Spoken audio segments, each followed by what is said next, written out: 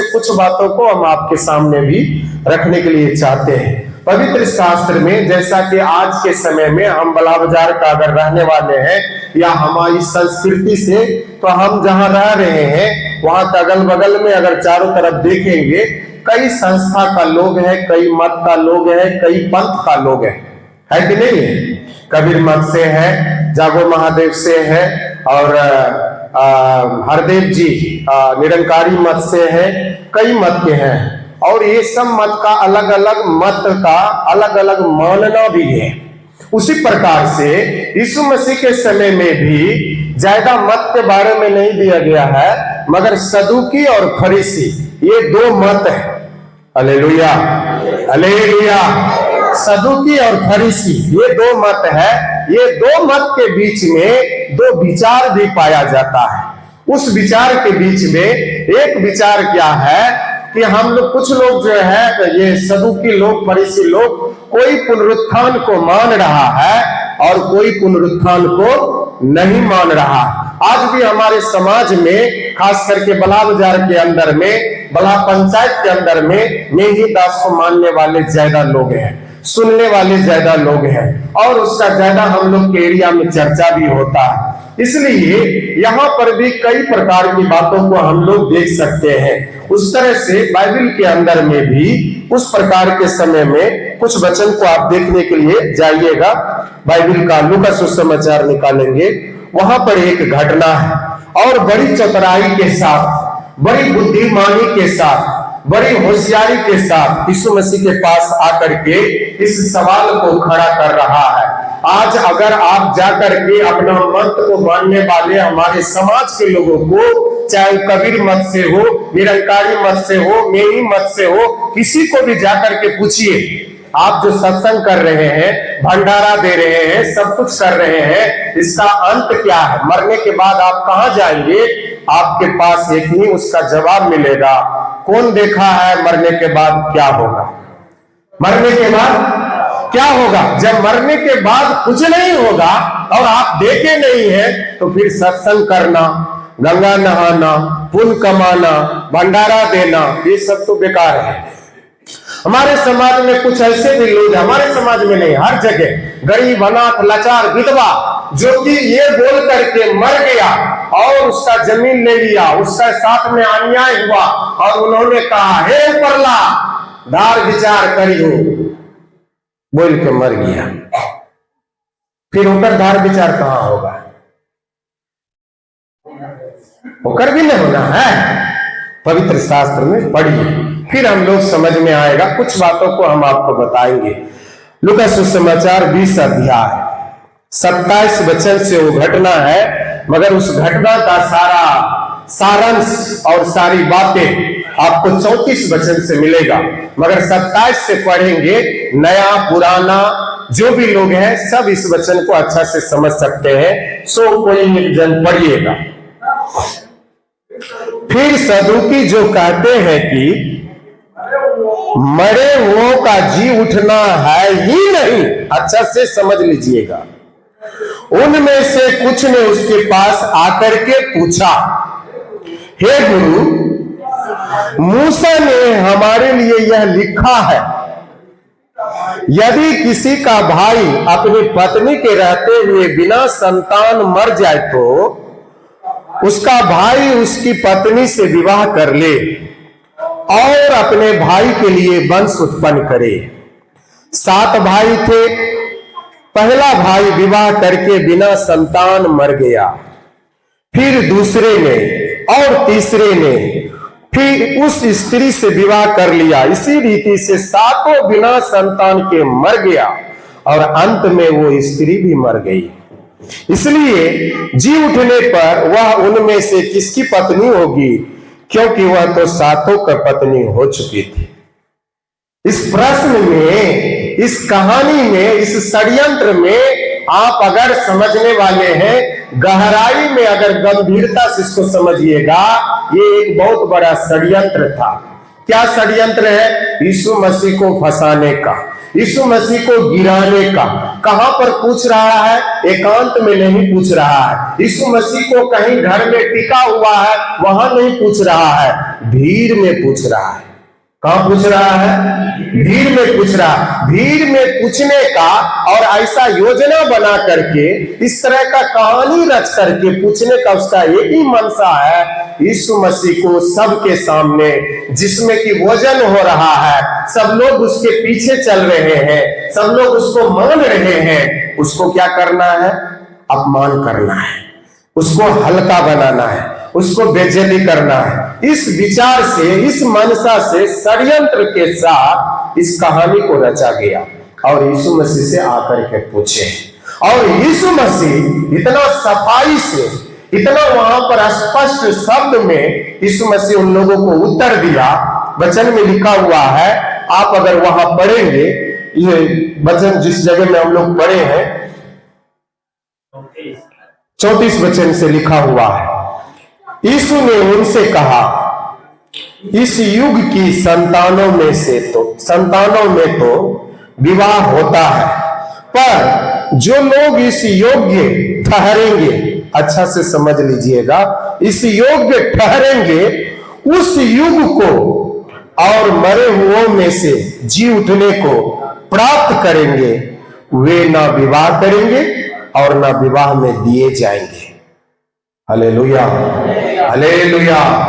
इस वचन में कुछ रहस्य है, उस रहस्य को समझना जरूरी है। हम लोग सरसरी निगाह से पढ़ते हुए चले जाते हैं। कई बार हम लोग जो है इसलिए पढ़ते हैं या प्रार्थना करते हैं, जैसे संसार का लोग या चाहे जागो महादेव का लोग हो, या हमारा निरंकारी मत का लोग हो, या जाने ही दास का मत हो, उसमें है क्या? उसमें नहीं, सब में पाया जाता है। अगर हम दीक्षा लिए हैं, माला ले लिए हैं, जरूर सुबह में ध्यान करना है। उस ध्यान का कुछ अर्थ हो, मतलब हो या नहीं हो, मगर कान में फूंक करके कहा है, इसलिए हमको उसको सुबह में जाप करना है। वो उस तरह से करता है, मगर हम लोगों का प्रार्थना ऐसा नहीं होना है। हम लोग परमेश्वर के सामने अगर जाते हैं तो उसका कुछ मतलब होना चाहिए। हम लोग वो लिया है इसलिए कर रहा है, उस तरह से अगर हम भी कर रहे हैं तो हम में और आप में उसमें अंतर नहीं है। Hallelujah, hallelujah. हम माला ले लिए हैं, दीक्षा ले लिए हैं, इसलिए जाप करना है, ऐसा करने से कोई फायदा नहीं है। अगर समझ करके हम करते हैं तो फायदा है। यहाँ वचन में क्या लिखा हुआ है? 35 वचन में, पर जो लोग इस योग ठहरेंगे, इस योग ठहरेंगे, ये इस योग ठहरेंगे मतलब पुनरुत्थान के योग ठहरेंगे, पुनरुत्थान में प्रवेश करेंगे, उस अनंत काल में प्रवेश करेंगे, जो परमेश्वर के सामने खड़ा होने के लायक अपना आप को बनाएंगे, उसके बारे में दिया गया है, इस योग ठहरेंगे। उसके बाद जाकर के वहां पर दिया गया है कि उस युग को और मरे हुए में से जी उठने को प्राप्त करे, वे ना विवाह करेंगे ना विवाह में दिए जाएंगे। Hallelujah, hallelujah. मेरे परमेश्वर के लोग, आप लोगों को सभी लोग जरूर यहाँ पर 15 साल से लगभग 20 साल से यहाँ कलीसिया चल रहा है। कई लोग उतने पुराने हैं, परंतु प्रभु यीशु मसीह को हम लोगों को समझ पाना, जान पाना इस साधारण बात नहीं है। हम लोग सब कोई जानते हैं यीशु मसीह को, और यिर्मयाह की किताब में यिर्मयाह ने लिखा है अच्छा से, हम घमंड इस बात पर नहीं करना है, हम घमंड अगर करना है तो इस बात पर करना है, हम उसे जानते हैं और समझते हैं, जानते हैं और समझते हैं। ये जानना और समझना दोनों में अंतर है। यीशु मसीह को जानना अलग बात है। आप दिलखुश कुमार को जान रहे हैं, दिलखुश कुमार बला बाजार का है और जगन्नाथ साहब का लड़का है और वो सेवा कर रहा है, पुराना आदमी है, मगर उसे समझने के लिए आपको उनके नजदीक में, करीब में जाना पड़ेगा। कैसा विचार का है, कैसा सोच का है, किस प्रकार का उसका ख्यालात है, कैसा उसका उठना बैठना है, किस तरह का उसका स्वभाव है, कई बातों को समझने के लिए उसके नजदीक जाना पड़ेगा। मगर जानने के लिए जाने का जरूरी नहीं है। जानने के लिए नाम जान गए, ग्राम जान गए, बस हो गया। Hallelujah, hallelujah. प्रभु का वचन में क्या लिखा हुआ है, हम लोग सब उस वचन को जानते हैं। यूहन्ना 3:16 में लिखा है, परमेश्वर ने जगत से ऐसा प्रेम किया, उसने अपना इकलौता पुत्र को दे दिया ताकि जो कोई उस पर विश्वास करे नाश ना हो। हालेलुया। विश्वास करे नाश ना हो, ये बात यहीं पर समाप्त नहीं होता है। इसके गहराई में अगर जाएंगे, यूहन्ना 17 अध्याय निकालिएगा। अगर हमें उस चीज को जानना है तो इस बातों को भी आपको जानना जरूरी है। यीशु मसीह को समझ लेना साधारण बात नहीं है। आप उस वचन को निकालिएगा, यूहन्ना 17 अध्याय उसका 3 वचन को पढ़िएगा। क्या लिखा है? और अनंत जीवन यह है कि वे तुझ एकमात्र सच्चे परमेश्वर को और यीशु मसीह को जिसे तूने भेजा है जाने।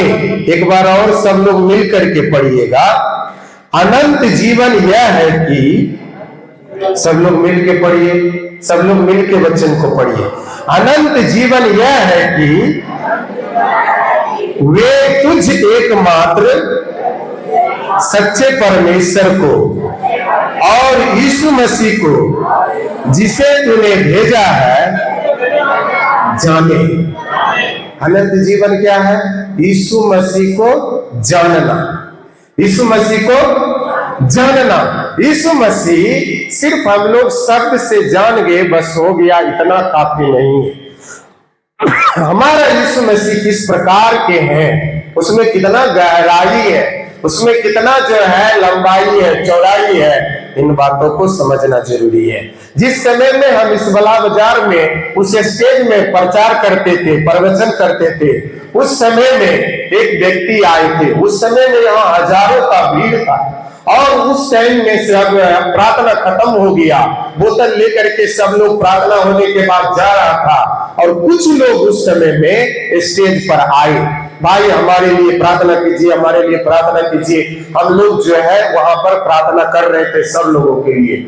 उस टाइम में लगभग 7 फीट का एक आदमी, और 7 फीट का वो आदमी आए और उसके शरीर में पूरा सर से लेकर के पांव तक जैसे ईटा में झामा होता है वैसे उसके शरीर में झामा था।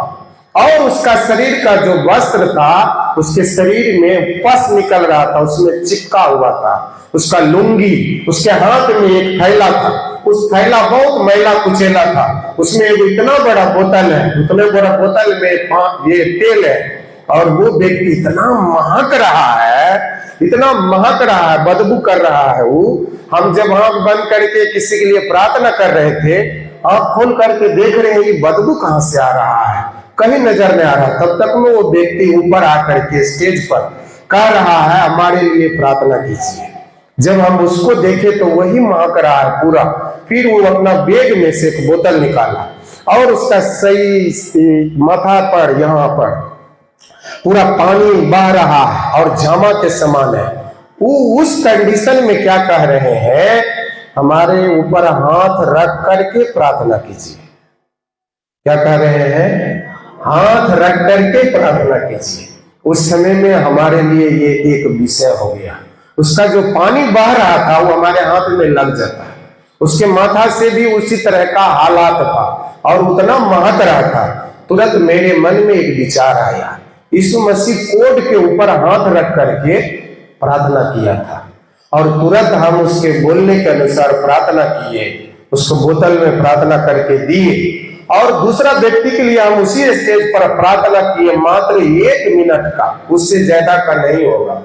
और उस व्यक्ति को फिर हम देखने के लिए चाहिए, स्टेज से उतर करके यहाँ आकर के देखे, वहां तक रोड तक कहीं भी नजर नहीं आया, क्योंकि वो 7 फीट का आदमी अलग से ही दिखेगा भीड़ में, और वो गंध मेरे नाक में 3 दिन तक रहा। हालेलुया। ये बात क्यों बताए?